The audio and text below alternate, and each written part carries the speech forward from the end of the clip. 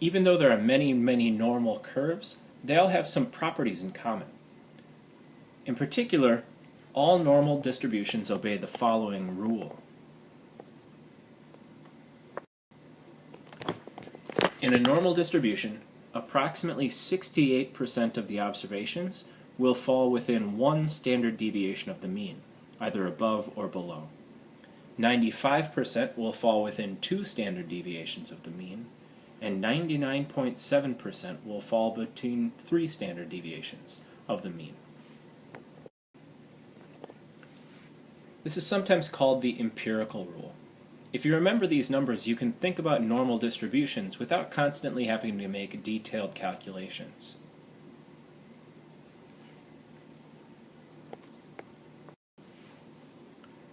Here's another way of looking at it.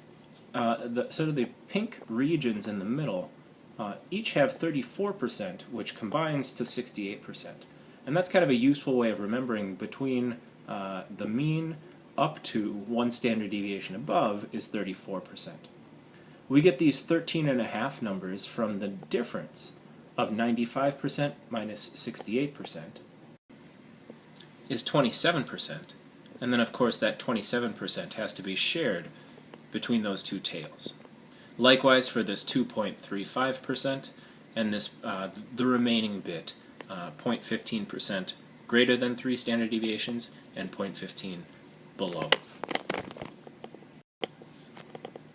So as an example, using the 68, 95, 99.7 rule, let's say we're dealing with variable x, which refers to ACT scores nationwide. We read that x follows a normal distribution with a mean value of 21 and a standard deviation of 3.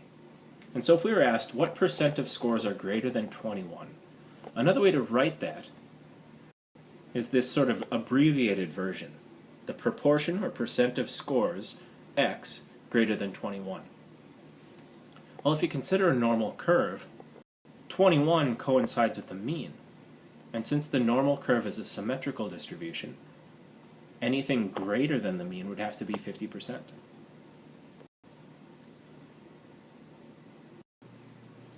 In this next example, we want the percent of scores between 18 and 24. Now 18 and 24, that's one standard deviation below 21 and one standard deviation above 21. So that works out pretty slick. We know that the proportion of scores, the percent of scores, would be 68%. What about the percent of scores greater than 24? We know that the space between one standard deviation from the mean is 68%. And so that means what's left over. What's left over must share 0.32. In other words, 32% is in both this upper tail and the lower tail. Now because we have a symmetrical distribution, we can divide 32 in half.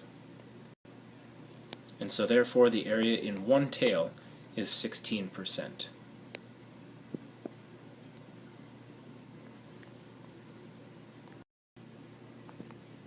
Next we're looking for the percent of scores between 15 and 24. So on the curve that would indicate a shaded region between 15 and 24. Well, we know the mean is 21. And so 24 is one standard deviation above, 15 is two standard deviations below. Well, we can break this up into chunks. We know that within one standard deviation, either above or below, is 68%. Then, if you remember from the previous slide, these tails that are between 1 and 2 standard deviations out were 13.5% of all observations. And since we only care about this one to the left, we'll take 0.68 and 0.135.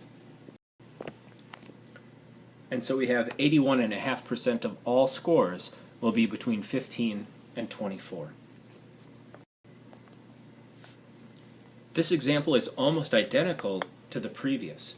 We're asking for the percent of scores between 18 and 27.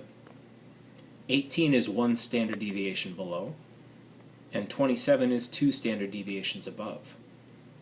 If we split up the normal curve in a similar way to what we did last time, we'll see that the area under the curve between 1 standard deviation below and 2 standard deviations above is the same as the previous, 81.5%. The 68, 95, 99.7 rule works really well for questions like the ones that we've had previously in this video, but it fails us when we have questions like, what percent of scores are greater than 25? Well, 25 is not a nice number in terms of numbers of standard deviations above or below the mean. Right? 25 does not evenly divide 21 with 3 as its standard deviation. And so we need some different tools for that. And that'll be in the next video.